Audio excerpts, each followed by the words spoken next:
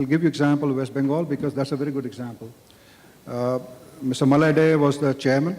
He called me and said, you are a technology company. The question that you are asking, can you give meters? I said, forget about technology first, sir. Please put monitoring mechanism, measurement. Are you measuring? So he said, suggest. I said, call all your district guys and benchmark with the second best the rest of the districts. Not the best, because the best can be an outlier. And ask the question to the worst performer, why are you so poor off compared to the second best? And he called me 3 months later and he said, you know what? My performance has already improved. My loss has gone down by 3% just by that simple thing that you told me. Now you tell me technology. Yeah. And we gave him cost-effective technology. I'm a vendor. I can supply those smart meters which are used in the West. And I'll give you an example of it. The minister was recently in Australia trying to find out what technology they use in smart metering. Mm-hmm.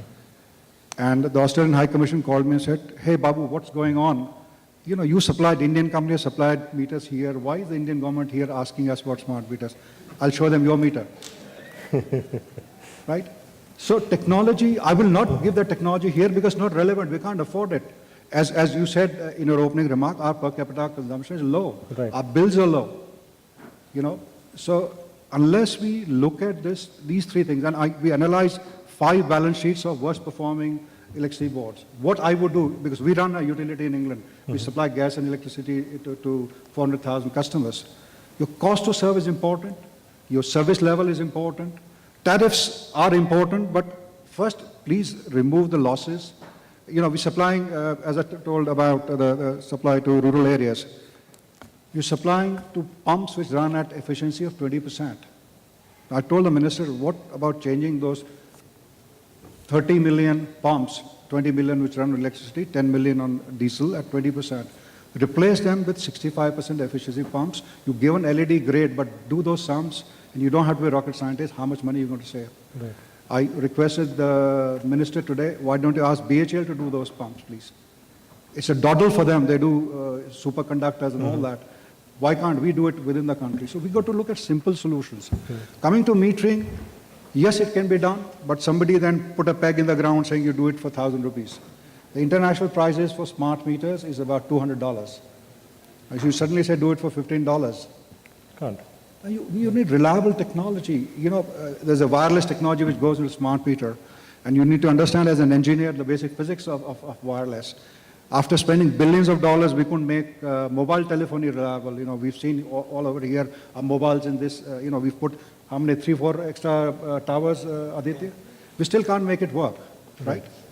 So we, as a technology company, I will not cheat my customer. And we accused often by our customers saying, oh, you don't want to work in India. We said, we want to work in India, but giving appropriate technology.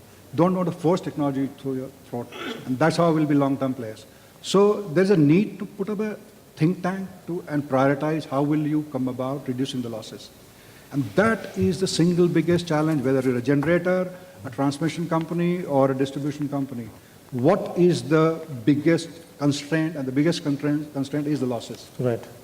I think the Power Minister must have been quoting you when he said, we'll save 1,30,000 crores going ahead. Yeah, because we discussed the numbers. Right. And I give a lot of credit to the Prime Minister because what he's doing is he's done this ABC analysis of where the problems are. I mean, you can't flaw about the positive thing about, trying to improve energy efficiency. So LED lamps is good, though I don't agree with the reverse auction and buying in bulk low quality products. The failure rate of LEDs, you go and ask people who use it. I only hear from people as what the failure rates are. You can't do that with smart meters. You'll be killed.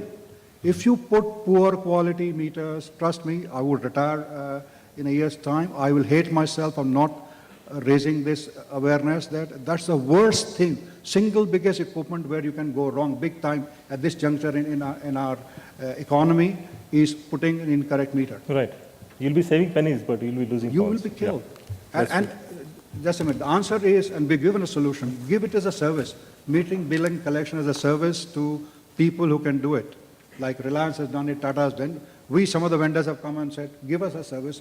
Forget about what technology to use, right, what mechanism to use, what process to use. We'll give you service, establish the service levels, and we'll deliver it. Thank you. The last 2 questions to Mr. Aditya Dut. One industry question, one from Elecrama. The first one is the transformer sector is an important link in distribution. So if I'm not wrong, I think the transformer market is about 14,000 crores per annum, and it's growing. Transformers form a critical part of the T&D. And one of the woes for this segment has been the sort of credits given to state electricity boards. With Uday, this issue hopefully would be behind us.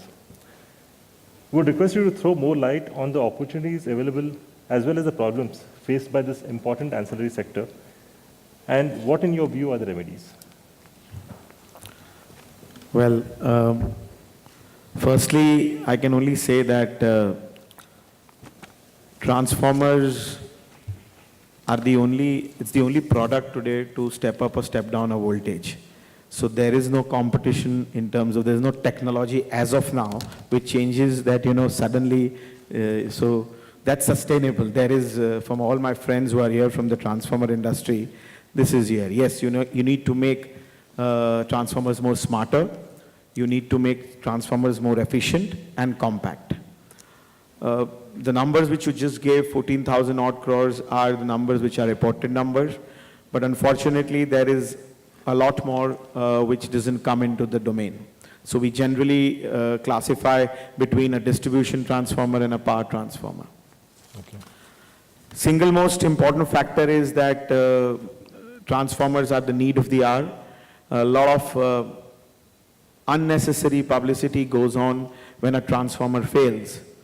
I think even there is a IEEE and SEGRE paper that the cause, 98%, the cause burns with the action. It's not about bad quality transformer. I'm not saying that there are not unscrupulous manufacturers, but it is always about maintenance. I mean, let's be honest, guys, just go out of the cities, just go into the rural areas, and you will see thousands of unauthorized connections from a transformer. And that's where Babu is coming from. We were discussing just 2 days back when Mr. Suresh Prabhu was there. Actually, sir, he had articulated that every transformer, if the unit is measured, I mean, your 80% or 90% of the problems get solved there. I mean, if I'll just give you an example. We started in my company exports to New Zealand in 94, 95. And he came here and he said, I want to see 6 installations. I mean, and satisfy. We were very happy, we were gung-ho, we planned a tour. On the 2nd or the 3rd installation, the guy says, I don't want to see any more. I mean, we got a little bit of scared that, what have we done? I mean, he's not liking it, what? He said, no, we are quite satisfied. Because if in these conditions your transformers are performing, then we have far more better conditions there. So what I'm trying to say is, it's not about transformers alone. I don't want to take this time of talking about transformers. I would like that there are some great companies who are doing some great jobs. My friends here are all success stories here. I value what Nilesh has said, that you need to tick the right boxes. But then the 3 things what you were trying to say is that scalability, business, and the management. I think there is enough scalability in this sector. Business is something which each company, each finance would need to evaluate themselves. The management is where we need that you all should handhold them. There are times when, my own company is a debt restructured company, and yes, we've been very well managed. We've been learning from our equity partners, and it's not difficult.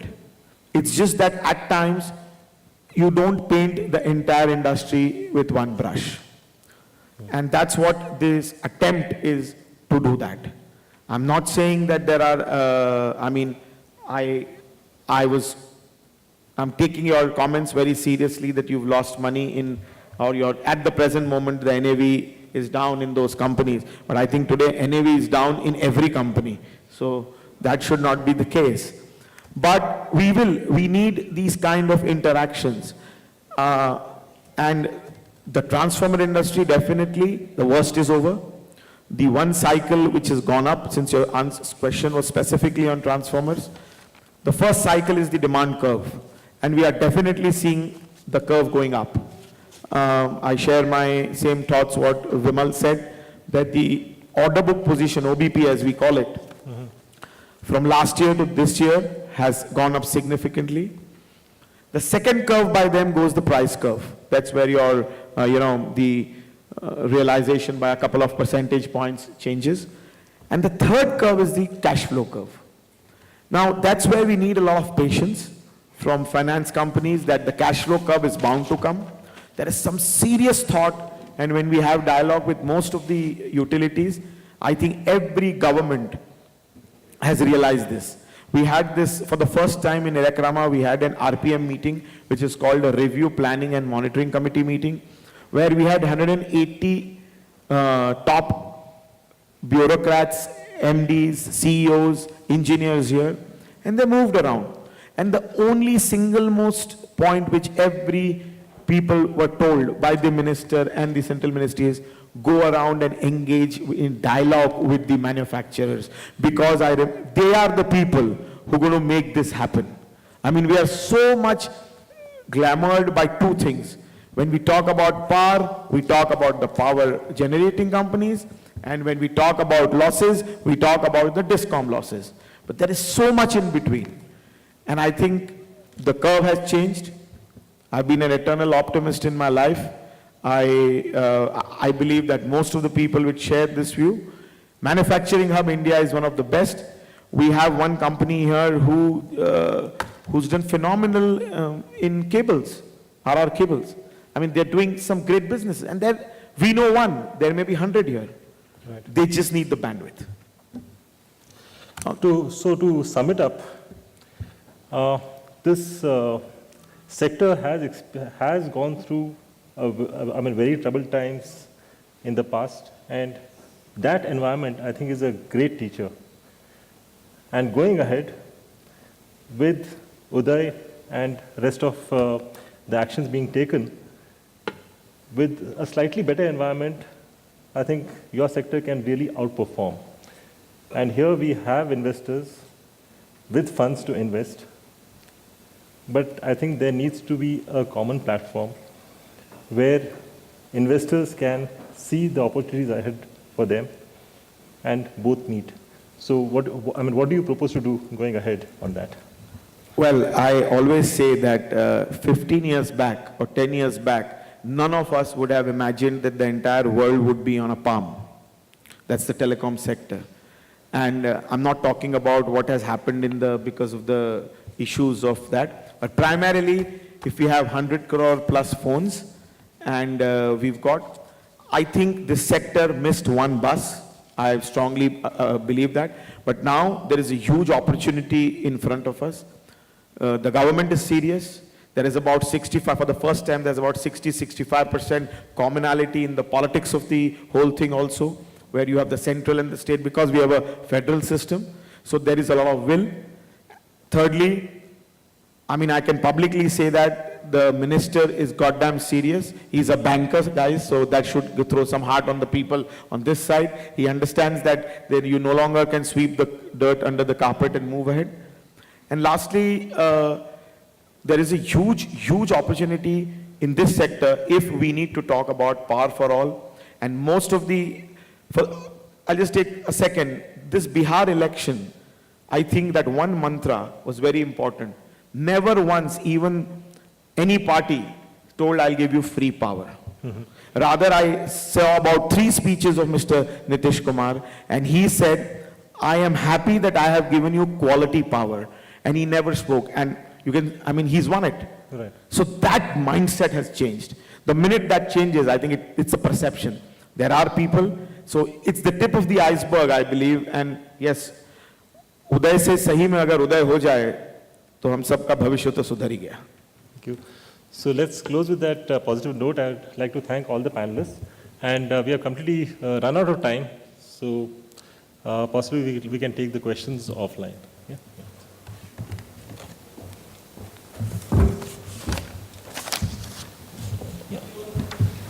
Thank you, Ambrish, and Thank you to all the esteemed delegates out here.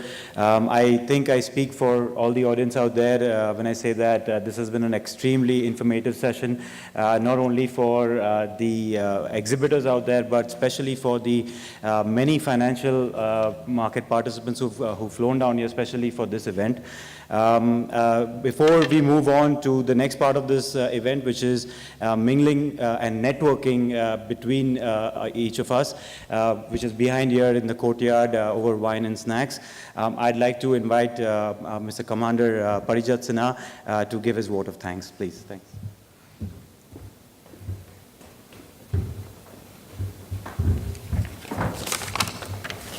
Thank you, Anuj. I have the very pleasant task of proposing the vote of thanks. I'm sure this evening will be the beginning of many new business relationships and also understanding and clarity of the two sectors and each other. Thank you, everyone in the audience. All panelists, thank you very much for being here. It's been enlightening listening to each one of you. May I request Mr. Babu Babel to present a token of appreciation to Sri P. Umashankar for being on the panel and sharing his views with us.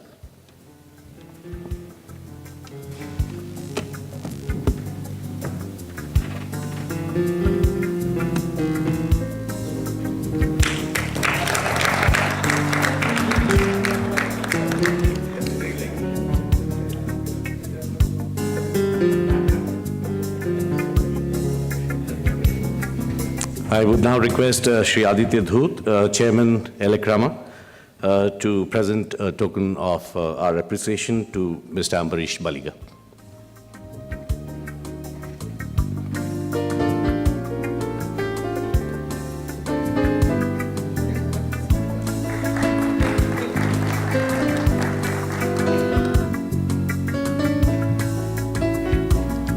Mr. Saif Qureshi, if you could please convey our token of appreciation to Mr. Ravi Sardana.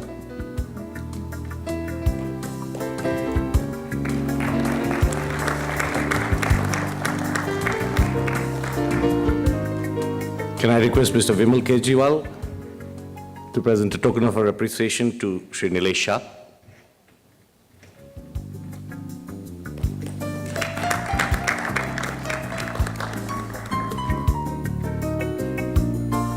And I would request Sri P. Umashankar in his capacity as the member of our special invitee of our Executive Council to deliver our token of appreciation to Sri Sridhar Narayan.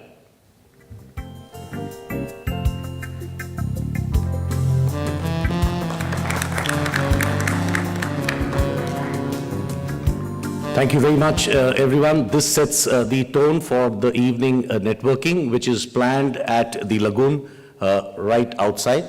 It is intended that we share our thoughts over a cup of coffee or wine as you choose to. Thank you very much for being here. Please.